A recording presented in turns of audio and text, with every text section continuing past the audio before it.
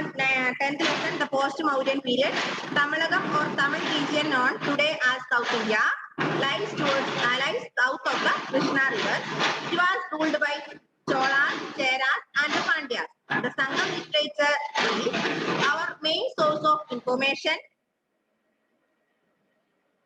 about these dynasties. This period is the history of Tamilagam itself known as Sangam literature, Sangam age.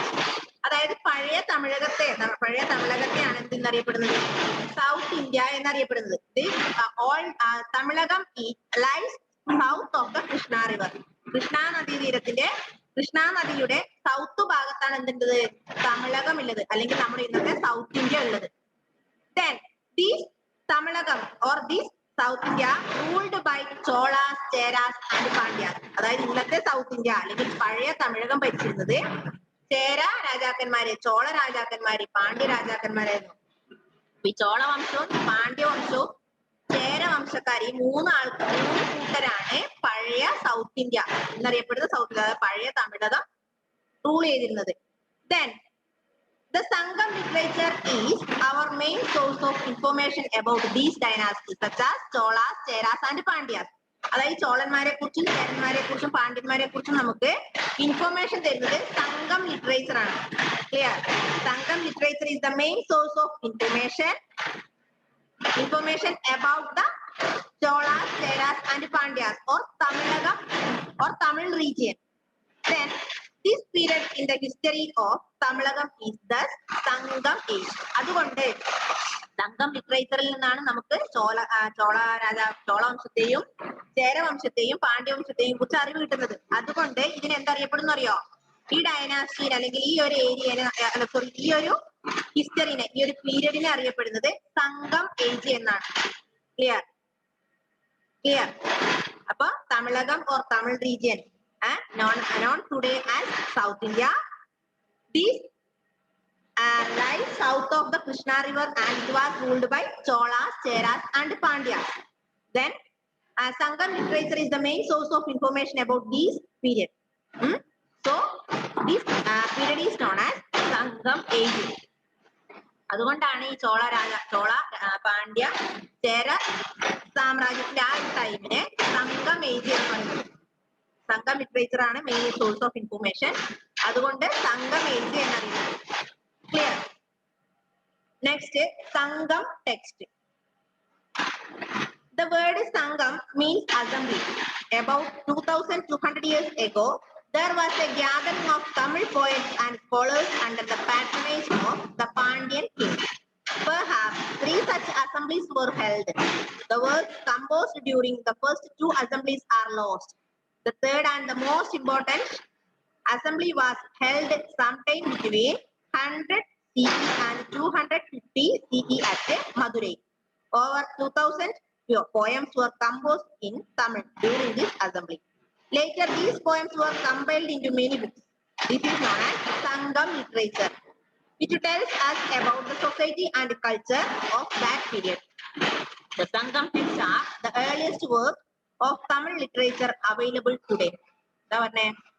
നമ്മൾ പറഞ്ഞു the period in the history of Tamilagam is known as Sangam age. അല്ലേ? Then the word Sangam means assembly. അല്ലെ? അതായത് നമ്മൾ പറഞ്ഞു തമിഴകം പീരീഡിനെ നമ്മൾ സംഘം age എന്നാണ് അറിയപ്പെടുന്നത്. സംഘം എന്ന് പറഞ്ഞാൽ സംഘം മീൻസ് അസംബ്ലി. സംഘം എന്ന വാക്കിന്റെ അർത്ഥം എന്താ? അസംബ്ലി എന്നാണ്.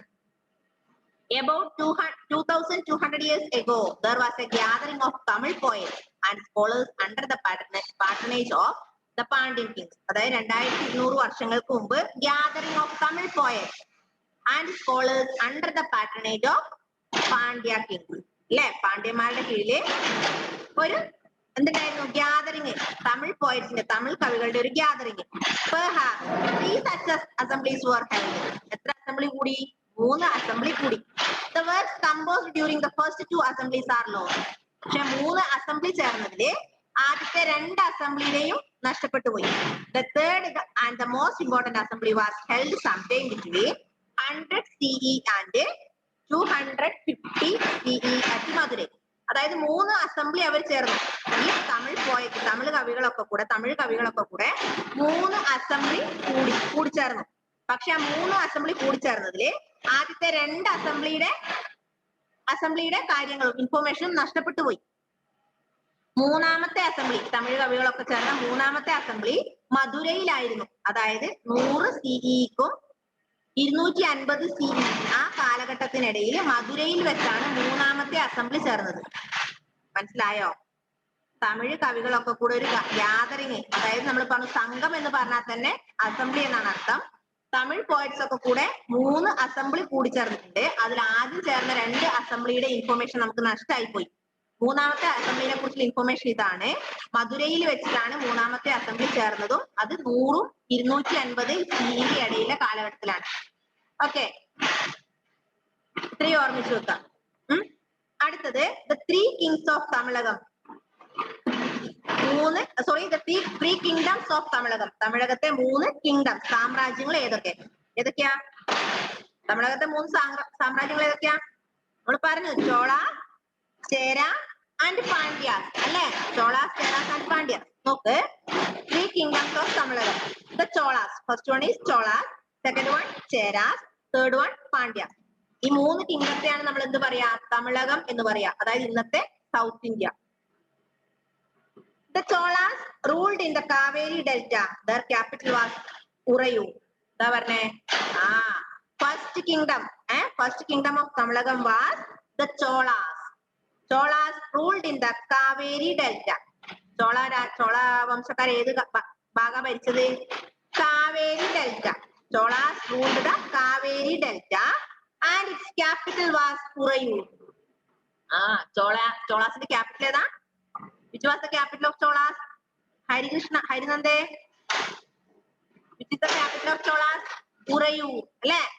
Urayur is the capital of Cholas. And Cholas ruled in the Kaveri Delta. Kaveri Delta ആണ് ചോള വംശക്കാർ ഭരിച്ചിരുന്നത്.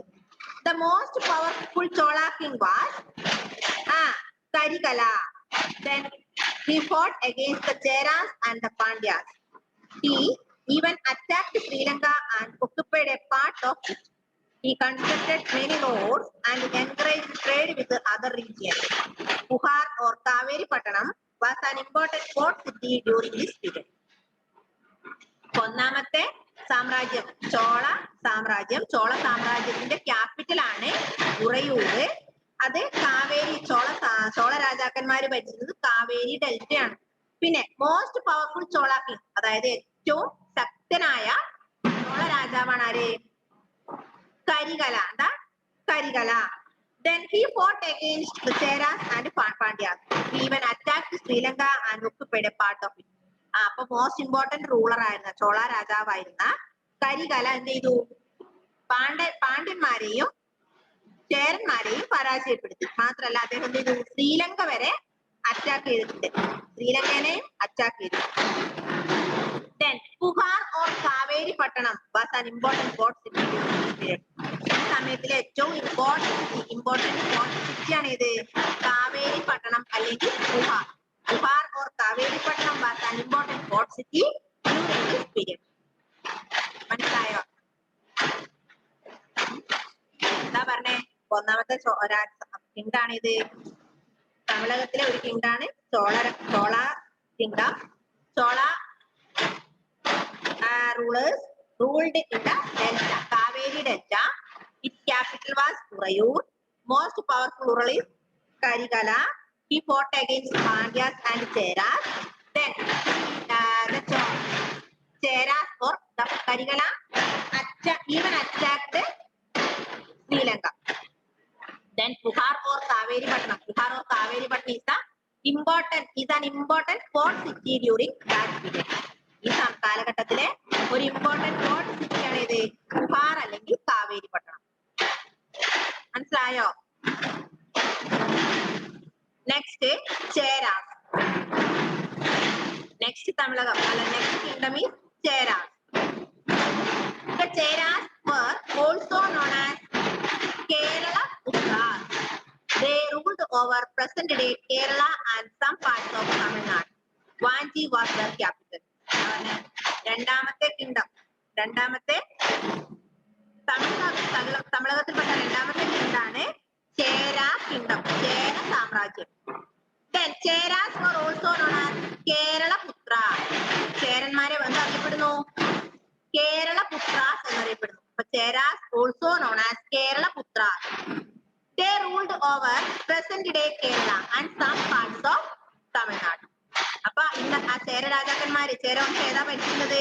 ഇന്നത്തെ കേരളവും അല്ലെങ്കിൽ ഇന്നത്തെ തമിഴ്നാടിന്റെ കുറച്ച് ഭാഗങ്ങളായിരുന്നു ചേര സാമ്രാജ്യം ഉണ്ടായിരുന്നത്. മനസ്സിലായോ? Then Vanchi was the capital. അതിന്റെ ക്യാപിറ്റൽ ആണ് ഏത്? വാഞ്ചി. ഒന്നുകൂടെ പറയാം. Chera kingdom is the second kingdom of Tamilnadu. Then പിന്നെ Cheras were also known as Kerala-putras. Its capital was Vanchi. They ruled over present day Kerala or some parts of Tamil Nadu. ഇത്രയും ഓർമ്മിച്ചു വെക്കാം.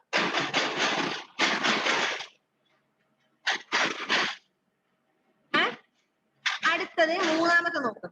മൂന്നാമത്തത് Pandya. Pandyas controlled the region around Madurai. According to Megasthenes, the kingdom was ruled by a woman who had a large army. എന്താ പറഞ്ഞേ? മൂന്നാമത്തെ തമിഴകത്തിൽ 3 kingdom ഉണ്ട്. Cheras, Cholas and Pandyas. Third one is Pandyas അല്ലെ?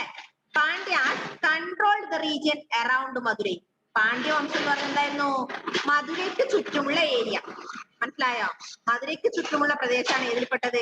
പാണ്ഡ്യ വംശത്തിൽ, പാണ്ഡ്യ കിങ്ഡത്തിൽ പെട്ടത്.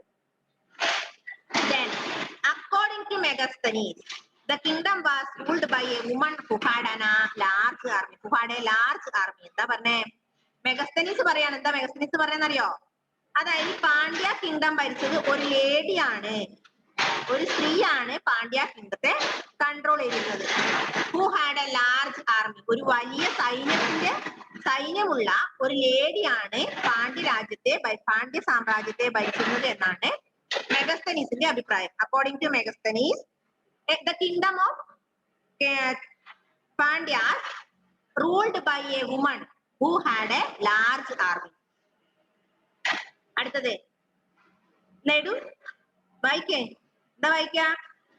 Nedunchezhiyan was a powerful ruler of the Pandya dynasty.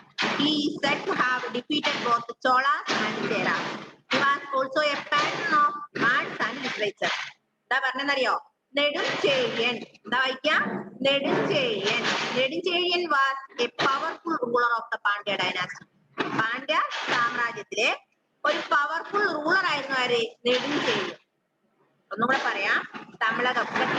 Kingdom of തമിഴകത്തിലെ Cholas, Cheras and Pandyas വരുന്നുണ്ട്.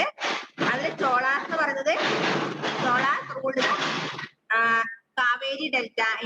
It's capital was Uraiyur.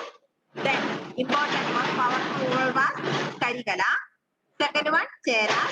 Cheras also known as Kerala-putras ruled over present day Kerala and some parts of Tamil Nadu. Its capital was Vanchi. പിന്നെ most famous Chera king was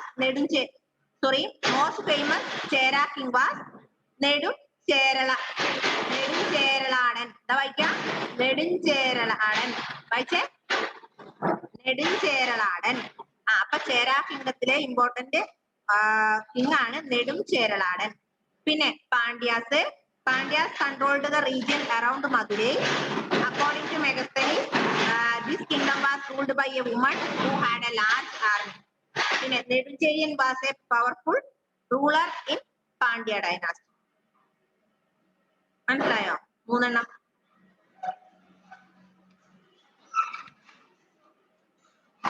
മനസ്സിലായോ? Next one economy.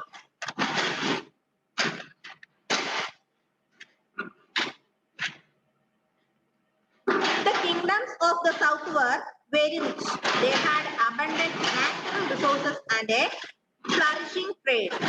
Land was also an important source of revenue.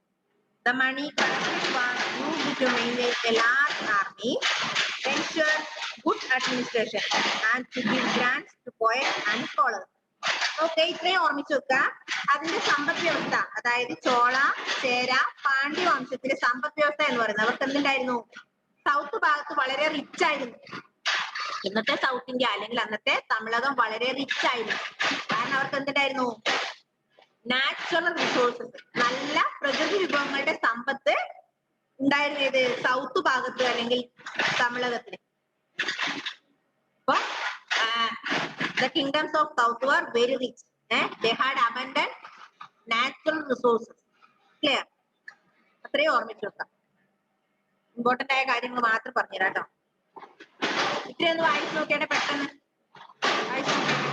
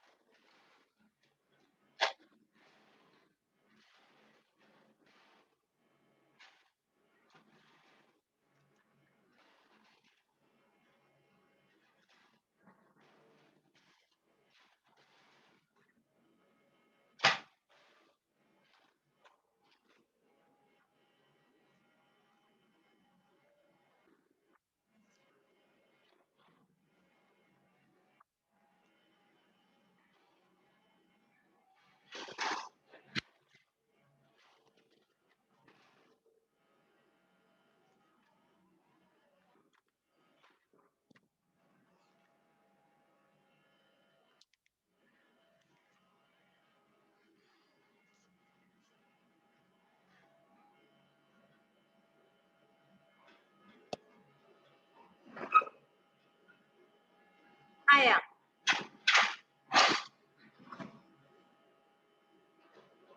Okay, അടുത്തത് Kushanas. Next നിങ്ങൾ നോക്കിയാട്ടെ, കുഷാനാസ് കണ്ടോ? അത് നോക്കാം, ആരാണ് കുഷാനന്മാര്?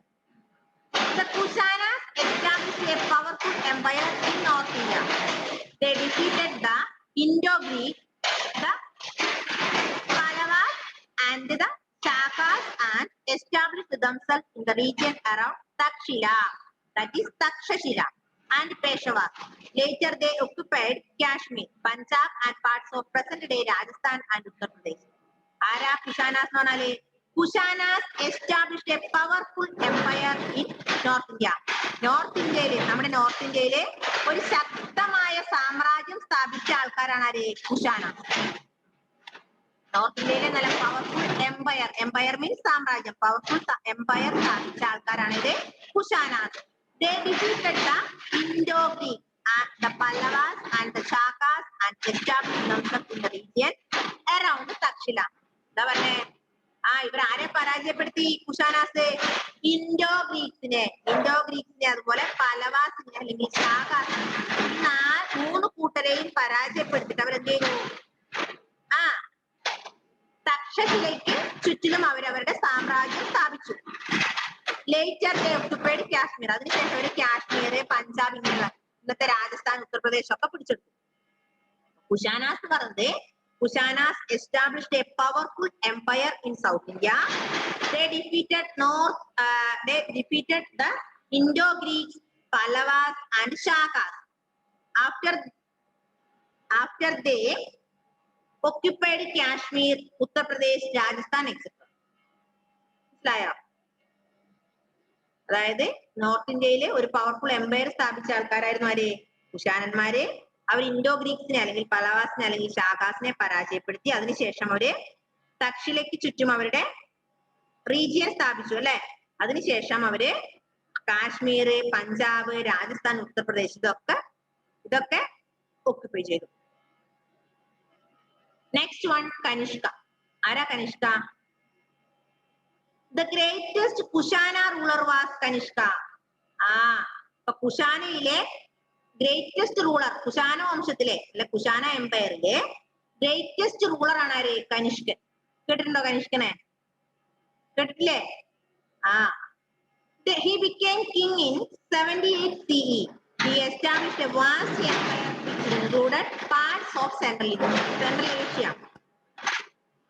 Purishapura, modern Peshawar, was the capital of his empire.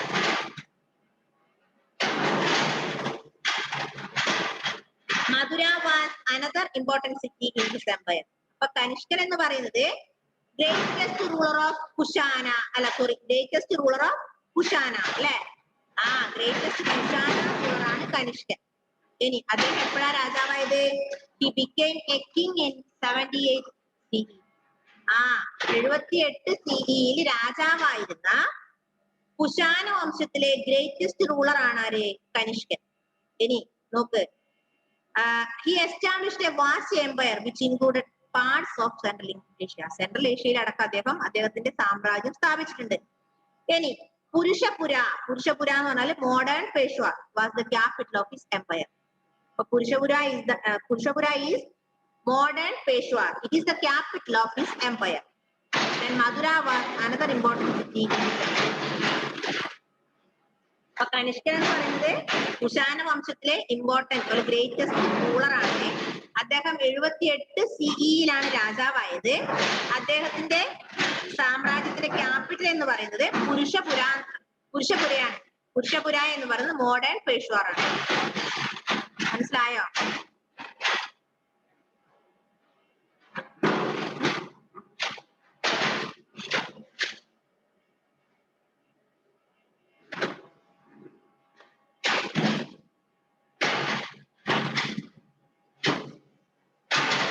ഭയങ്കര sound അല്ലേ?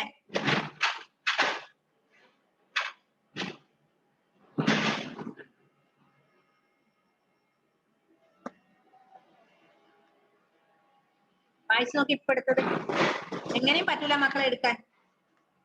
നിങ്ങൾ വായിച്ചു നോക്ക്.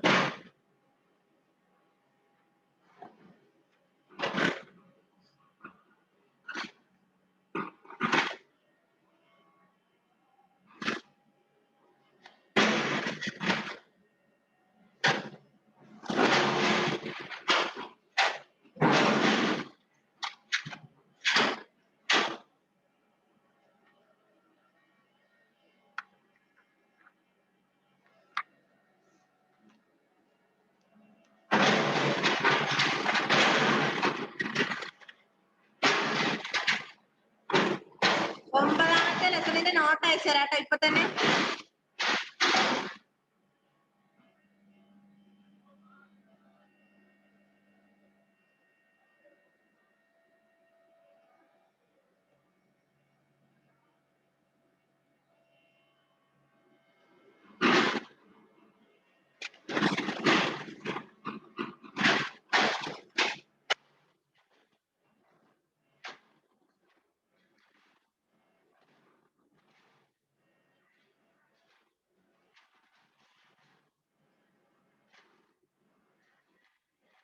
ഒരു കാര്യം ഞാൻ പറയട്ടെ. ഓക്കെ, എഴുതിട്ടോ, സെൻഡ് ചെയ്യാം.